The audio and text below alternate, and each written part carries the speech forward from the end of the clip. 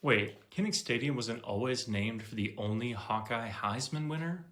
Buckle up, because we're firing up the Notes on Iowa time machine and heading back to September 23, 1972, when the University of Iowa officially renamed the home of the Hawkeye football team from Iowa Stadium to Kinnick Stadium.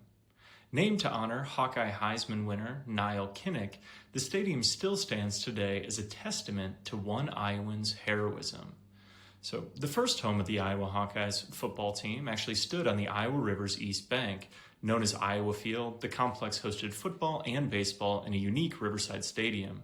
Spectators often climbed telephone poles to watch games or cut the interurban railroad line where conductors would slow down so riders could take a few plays in while passing by.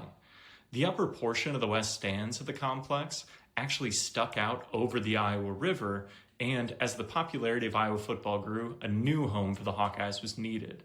So starting in 1928, crews relied on horses and mules to move earth as they began a 7-month-long construction process on a new home for Hawkeye football.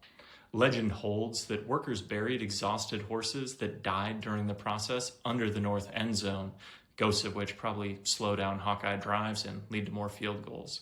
The round-the-clock work schedule allowed the Hawkeyes to open the stadium with a 46-0 win over Monmouth College in October of 1929. In 1943, tragedy struck when former University of Iowa Heisman Trophy winner Niall Kinnick died while serving in World War II. Training to serve as a fighter pilot, Ensign Kinnick perished after the Grumman F-4F Wildcat he flew developed a significant oil leak. With the landing area overcrowded with planes on the USS Lexington aircraft carrier, Kinnick performed a standard military procedure emergency landing in the ocean.